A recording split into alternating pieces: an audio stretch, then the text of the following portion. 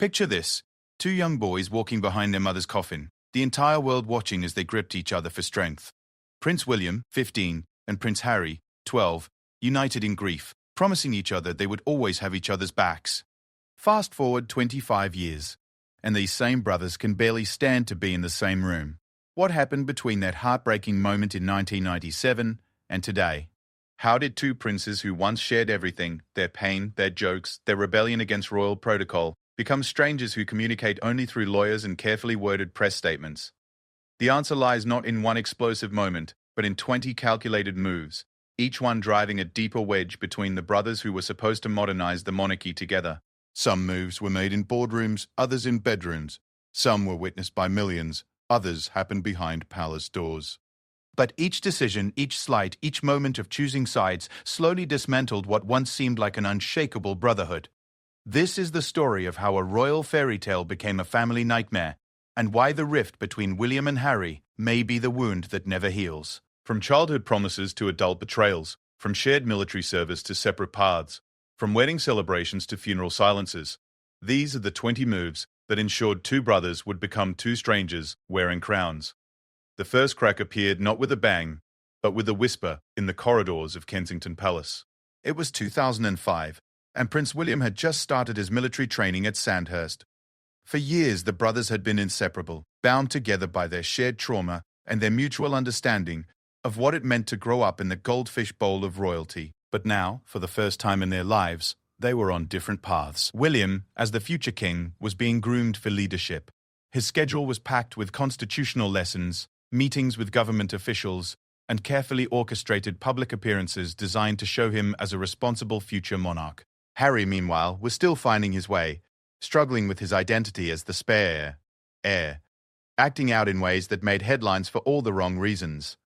The first major move that would eventually divide them happened when William made a conscious decision to distance himself from Harry's party lifestyle.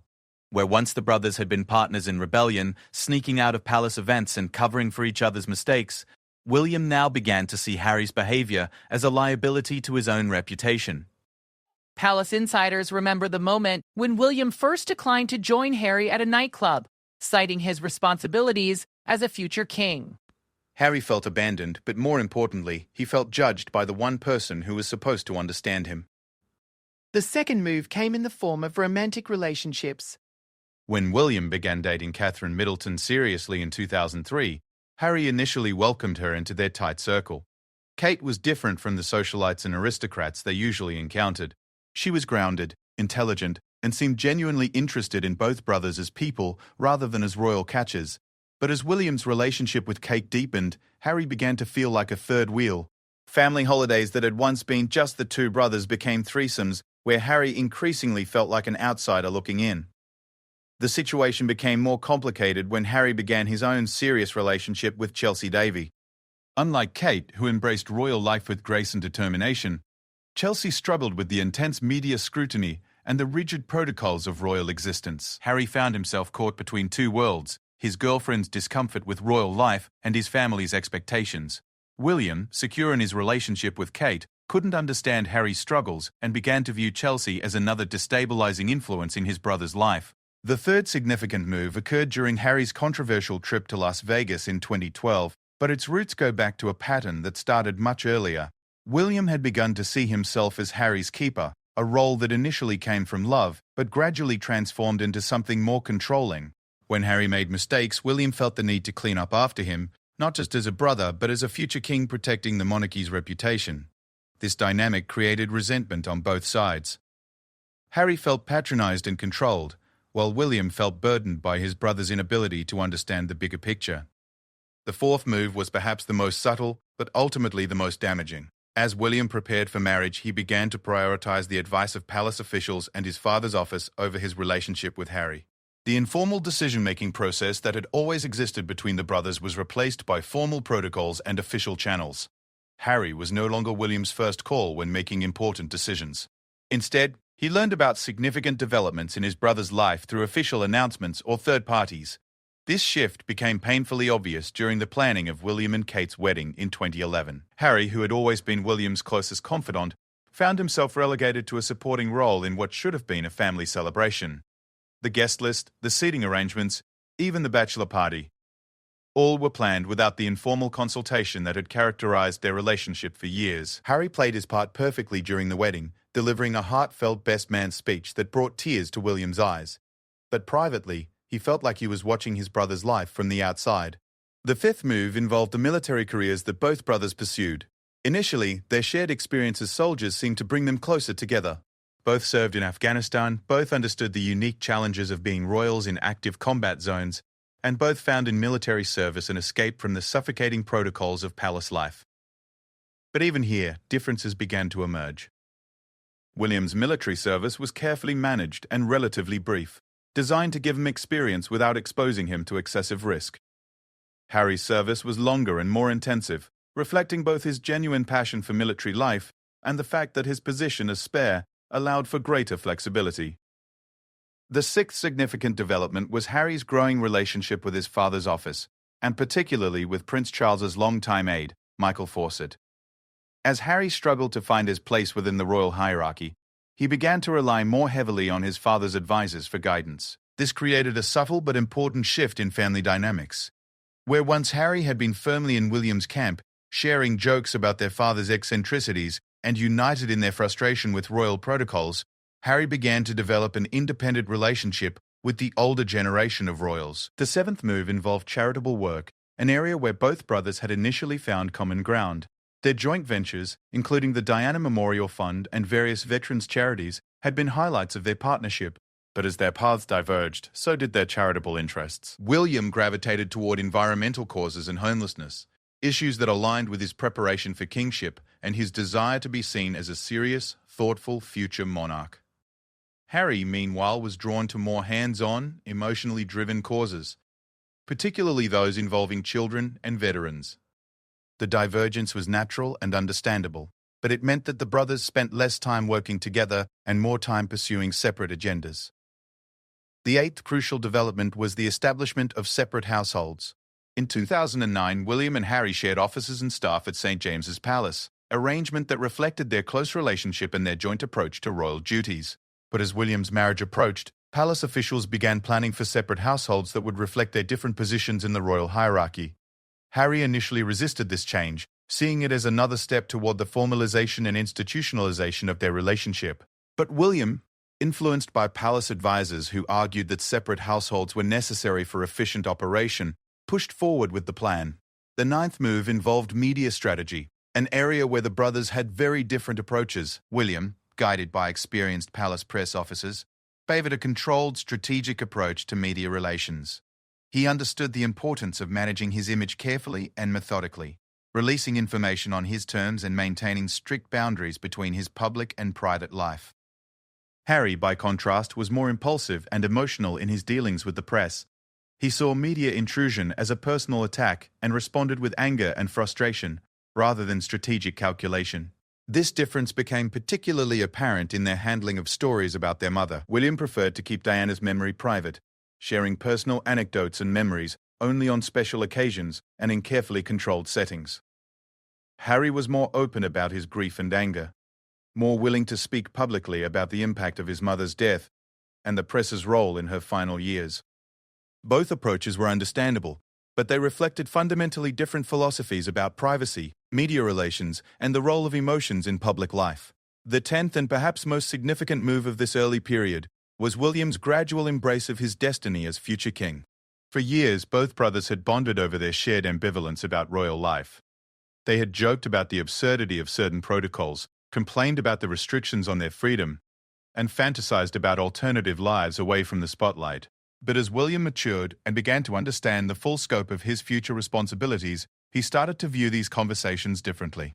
What had once been shared rebellion began to feel like dangerous thinking that could undermine the institution he was destined to lead. Harry, meanwhile, continued to struggle with his role as the spare.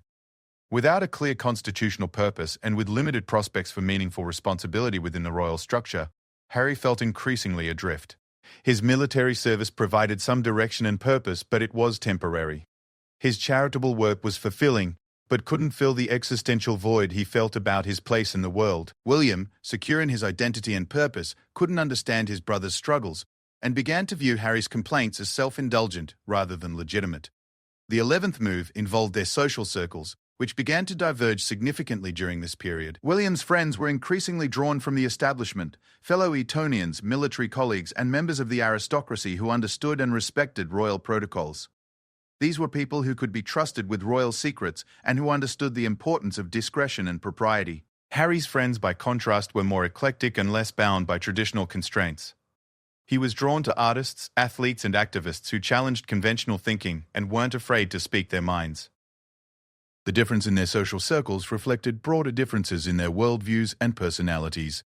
William was becoming more conservative, more institutional, and more focused on preserving and strengthening the monarchy. Harry remained more rebellious, more questioning of authority, and more interested in challenging the status quo. These differences weren't necessarily incompatible, but they required understanding and compromise from both sides. The 12th significant development was the growing influence of their respective romantic partners on their relationship. Kate Middleton brought stability and sophistication to William's life, qualities that the palace and the public admired. She also brought a perspective that was naturally aligned with royal traditions and expectations. Chelsea Davy, while bringing joy and spontaneity to Harry's life, also brought complications and challenges that made palace officials nervous. The contrast between the two women wasn't lost on observers, and it began to reinforce existing perceptions about the differences between the brothers. The 13th move involved their different approaches to royal tours and official engagements.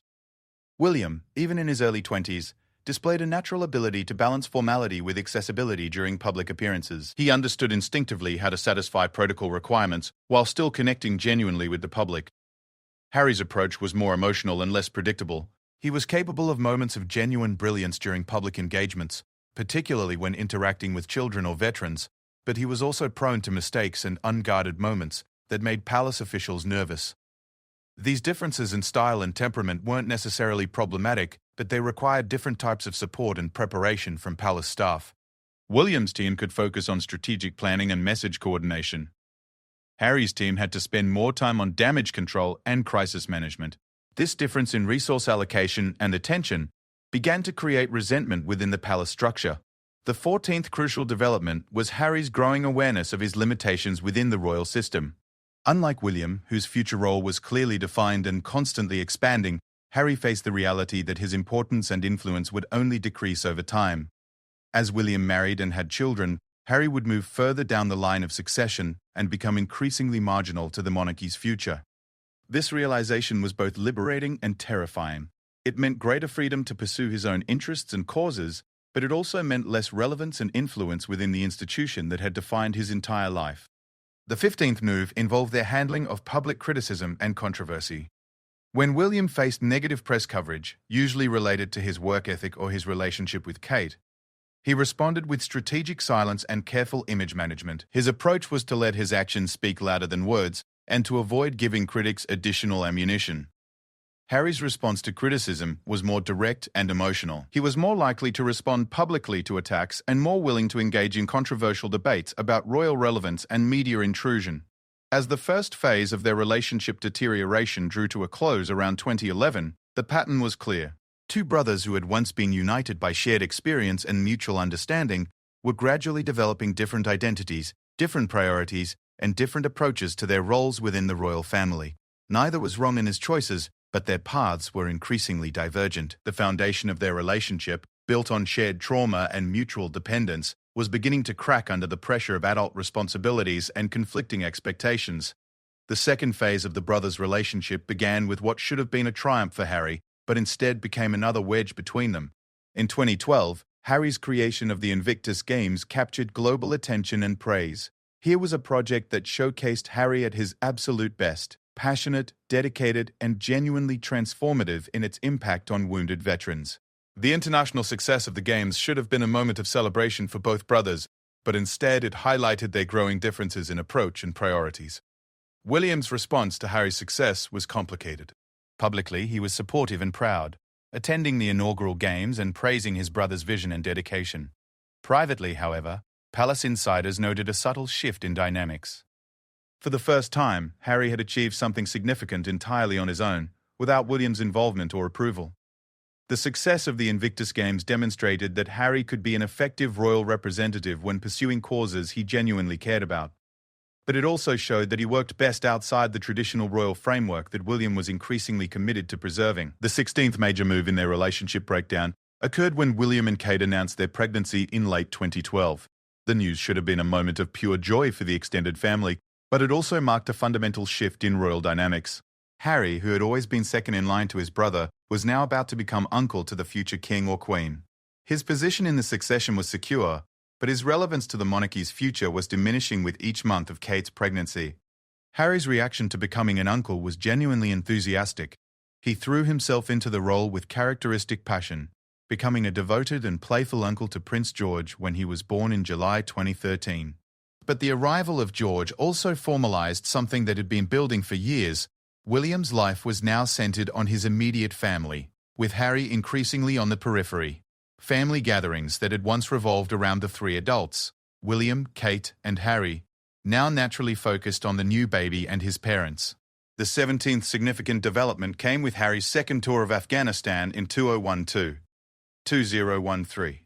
His deployment as an Apache helicopter pilot was longer and more dangerous than his first tour, and it represented everything Harry loved about military life: purpose, camaraderie, and escape from royal protocols. During his deployment, Harry gave an interview that revealed both his military dedication and his ongoing struggles with royal life. He spoke candidly about preferring military service to royal duties and about his desire for a normal life away from constant scrutiny. William's reaction to Harry's interview was telling. Rather than supporting his brother's honesty about the challenges of royal life, William was reportedly frustrated by Harry's public complaints and his apparent lack of appreciation for the privileges of their position. Palace officials shared William's concern that Harry's comments could damage the monarchy's reputation and undermine public support for the royal family. This difference in perspective, Harry's desire for authenticity versus William's focus on institutional protection, would become a recurring theme in their relationship. The 18th move involved the formalization of their separate charitable paths. In 2013, the Royal Foundation, which had been established to coordinate the brothers' charitable work, was restructured to reflect their different interests and approaches. While still nominally a joint venture, the foundation increasingly operated as two separate organizations with different priorities and strategies. William's work focused on traditional royal causes like conservation and homelessness, pursued through established charitable frameworks and official partnerships. Harry's initiatives were more innovative and personal, often involving direct engagement with beneficiaries and a willingness to challenge conventional approaches. This divergence in charitable work reflected broader differences in their personalities and values. William was becoming more institutional, more focused on working within established systems to create change. Harry was more entrepreneurial, more willing to experiment with new approaches and to challenge conventional wisdom. Neither approach was inherently better, but they required different types of support and created different types of public expectations. The 19th crucial development was Harry's growing relationship with Meghan Markle, which began in 2016. Initially, both brothers were excited about Harry's new relationship. Meghan brought intelligence, ambition, and a fresh perspective to the royal circle. She was successful in her own right, articulate about social justice issues, and seemed genuinely committed to using her platform for positive change. William and Kate welcomed her warmly into their family circle, and early interactions between the couples appeared harmonious. However, differences in approach and expectations soon became apparent. Meghan's background as an American actress and activist meant she had different ideas about media relations, public engagement, and the potential for social impact within the royal framework. Her willingness to speak openly about political and social issues, while admirable in many contexts, created tension within the royal family's traditionally non-partisan approach. Palace officials, already nervous about Harry's unpredictability, became increasingly concerned about Meghan's influence on his already rebellious tendencies. The 20th move was perhaps the most damaging to the brothers' relationship. In late 2016, William reportedly questioned the speed of Harry's relationship with Meghan, suggesting that Harry should take more time to get to know her before making serious commitments. William's concern, according to palace sources, was motivated by genuine care for his brother and awareness of the unique pressures that royal marriages face. However, Harry interpreted William's advice as condescending and possessive, reflecting his older brother's inability to trust his judgment and respect his independence. This conversation, which should have been a private family discussion, reportedly became heated and personal. Harry accused William of snobbery and prejudice, while William maintained that he was simply looking out for his brother's welfare. The argument marked a point of no return in their relationship, transforming years of growing tension into open conflict. From this point forward, their interactions would be increasingly formal and guarded, mediated by staff, and constrained by protocol. The 21st development involved the media's treatment of Meghan, which became a source of significant tension between the brothers. From early in their relationship, Meghan faced intense scrutiny and criticism from British tabloids. The coverage often had racial and cultural undertones that reflected broader British anxieties about identity and change. Harry was furious about the media treatment of his girlfriend and later wife, seeing it as a continuation of the harassment that had plagued his mother. William's response to the media coverage of Meghan was more measured and strategic. While he privately supported his brother and sister-in-law, he was reluctant to engage in public battles with the press that could escalate the situation or damage the monarchy's relationship with important media organizations. Harry interpreted William's restrained response as abandonment and betrayal, feeling that his brother was prioritizing institutional interests over family loyalty. The 22nd significant move occurred during the planning and execution of Harry and Meghan's wedding in May 2018. While the ceremony itself was beautiful and seemed to represent a moment of family unity, the planning process revealed deep divisions within the royal family. Disagreements over guest lists, protocols, and media access reflected broader tensions about Meghan's integration into the royal family and Harry's growing independence from traditional royal constraints. William's role as best man was performed flawlessly in public, but reports suggest that private tensions between the brothers were significant throughout the wedding preparations. Issues ranging from the choice of tiara to the involvement of Meghan's father created stress and conflict that extended well beyond typical wedding planning challenges. The brothers' ability to present a united front during the ceremony demonstrated their shared commitment to family appearances, but it also highlighted how much their relationship now depended on formal protocols rather than genuine intimacy. The 23rd development involved the establishment of separate royal households for the two couples. In 2019, Harry and Meghan formally split from the joint household they had shared with William and Kate, establishing their own office at Buckingham Palace. While presented as a natural evolution reflecting their different roles and responsibilities, the split was actually the result of significant operational and personal conflicts between the two couples' teams. Reports of tensions between staff members reflected deeper disagreements about priorities, working methods, and public engagement strategies. Meghan's American approach to celebrity and activism clashed with traditional British royal protocols, while Harry's support for his wife's initiative sometimes put him at odds with his brother's more cautious approach. The separate households formalized what had already become an emotional reality. The two brothers were no longer partners in their royal work. The 24th move involved their different approaches to parenthood and family life. When Harry and Meghan's son Archie was born in May 2019, their decisions about privacy, media access, and royal protocols differed significantly from the approach William and Kate had taken with their children. Harry and Meghan chose a more private christening, limited media access, and greater control over their son's public exposure. While these choices were understandable given their experiences with media intrusion, they were also seen by some as rejecting royal traditions and expectations. William's reaction to his brother's parenting choices was reportedly mixed. While he understood Harry's desire to protect his family from media scrutiny, he was concerned about the precedent being set and the potential impact on royal traditions and public expectations. Palace officials were nervous about the message being sent regarding royal accessibility and the monarchy's relationship with the British people. As this second phase of their relationship deterioration drew to a close, the brothers found themselves in fundamentally different places. William had fully embraced his role as future king, prioritizing institutional stability and traditional approaches to royal duty. Harry had become increasingly frustrated with royal constraints and was actively seeking ways to create meaningful impact while maintaining his family's privacy and independence. Both approaches had merit, but they were becoming increasingly incompatible within the traditional royal framework. The stage was set for the final phase of their relationship breakdown, where private tensions would become public conflicts and family disagreements would become international news stories. The final phase of the royal brothers' relationship began with what appeared to be a minor family dispute, but would ultimately expose fundamental incompatibilities that no amount of goodwill could bridge. In late 2019, reports emerged of tensions between the Duchess of Cambridge and the Duchess of Sussex during the planning of Princess Charlotte's role as a flower girl in Harry and Meghan's wedding. The disagreement, reportedly over flower girl dresses and protocol, seemed trivial on the surface, but represented much deeper conflicts about respect, hierarchy, and integration within the royal family. According to various accounts, Meghan had specific ideas about how she wanted her wedding to look and feel.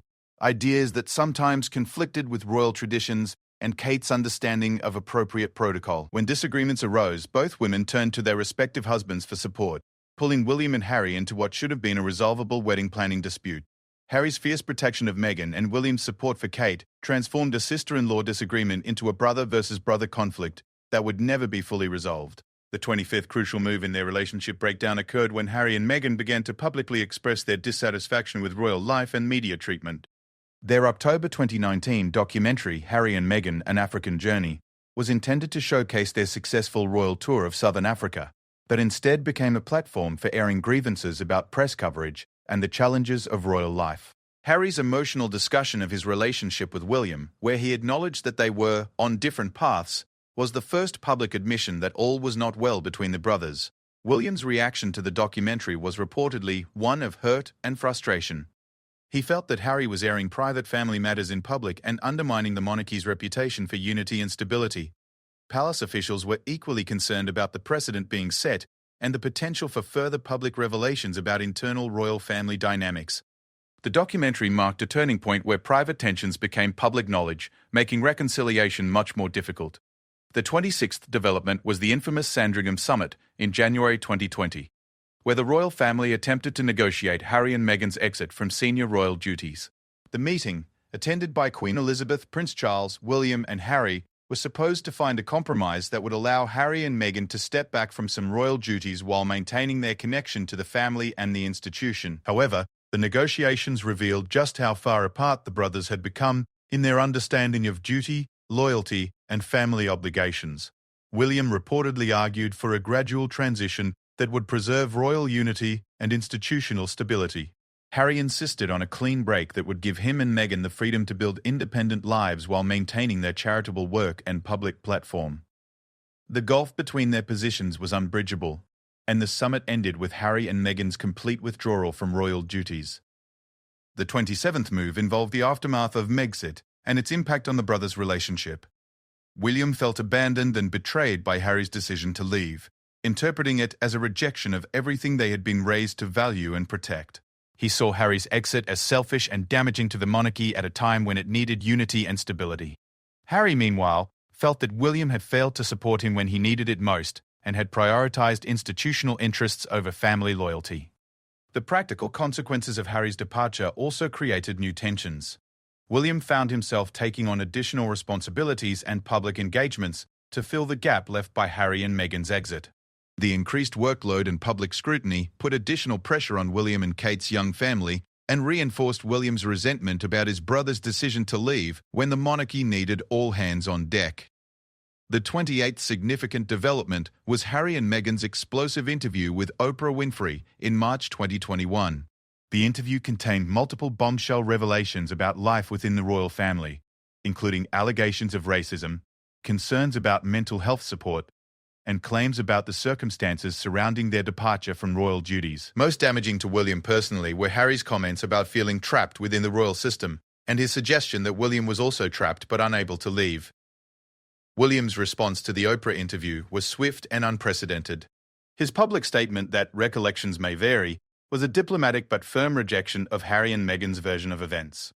More personally devastating was Harry's public suggestion that his brother was trapped and unable to make independent choices about his own life. William, who had embraced his role as future king and found fulfillment in royal duty, was hurt and angered by Harry's characterization of royal life as a prison. The 29th move involved their brief reunion at Prince Philip's funeral in April 2021. The world watched hopefully as the brothers walked together behind their grandfather's coffin and were seen talking after the service. However, reports suggest that their conversations were brief and formal, focused on logistical arrangements rather than personal reconciliation. The funeral represented a missed opportunity for healing, with both brothers too entrenched in their positions to make meaningful progress toward resolution. The 30th development was Harry's memoir, Spare, published in January 2023. The book contained detailed and often unflattering accounts of William's behavior throughout their lives, from childhood fights to adult disagreements about Harry's marriage and departure from royal duties. Harry's decision to publish intimate details about their private conversations and conflicts was seen by many as the ultimate betrayal of family loyalty and confidentiality. William's reaction to Spare was reportedly one of deep hurt and anger. The book revealed private moments and conversations that William had expected would remain confidential, and it presented his actions and motivations in ways that he felt were unfair and misleading. The publication of the memoir made it almost impossible for William to trust Harry with personal information or private conversations in the future, effectively ending any possibility of rebuilding their intimate brother relationship. The 31st crucial move was William's response strategy to Harry's public revelations. Rather than engaging in public point-by-point refutations of Harry's claims, William chose a strategy of dignified silence and continued focus on royal duties. This approach was consistent with traditional royal protocol and demonstrated William's commitment to protecting the institution's reputation. However, it also meant that Harry's version of events often went unchallenged in the public sphere.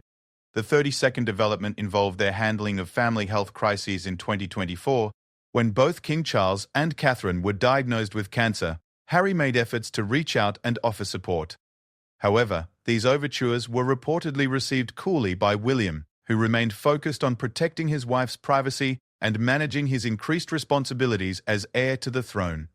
The health crises, which might have provided opportunities for reconciliation, instead highlighted how far apart the brothers had grown. The 33rd move was William's systematic exclusion of Harry from major royal events and decision-making processes.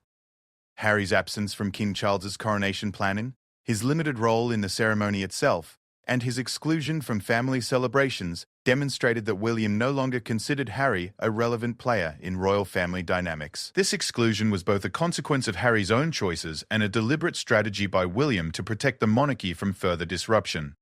The 34th significant development was the establishment of parallel but separate charitable and public engagement strategies.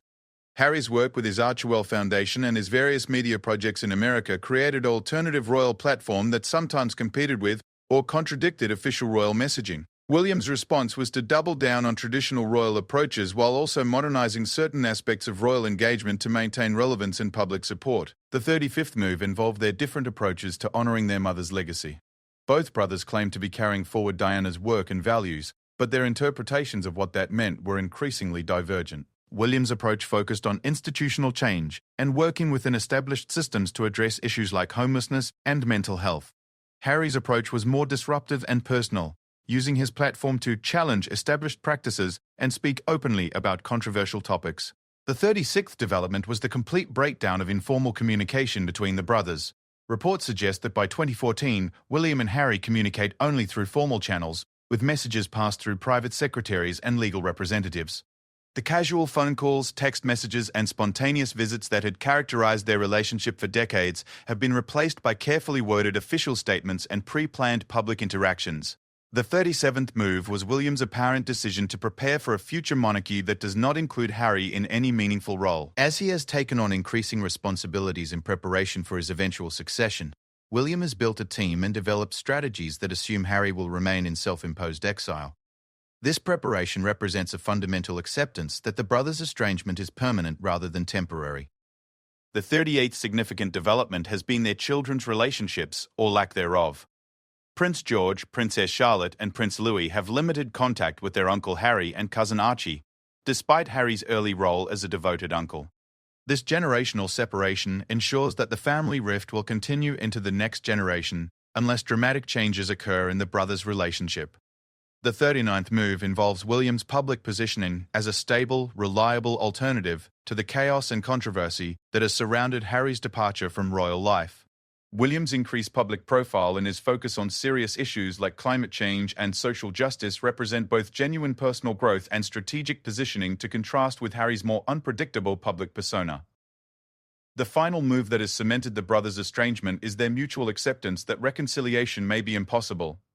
Both William and Harry have reportedly told friends and advisors that they have moved on from their relationship and are focused on their separate futures. This acceptance represents the end of hope for meaningful reconciliation and the beginning of a permanent family division.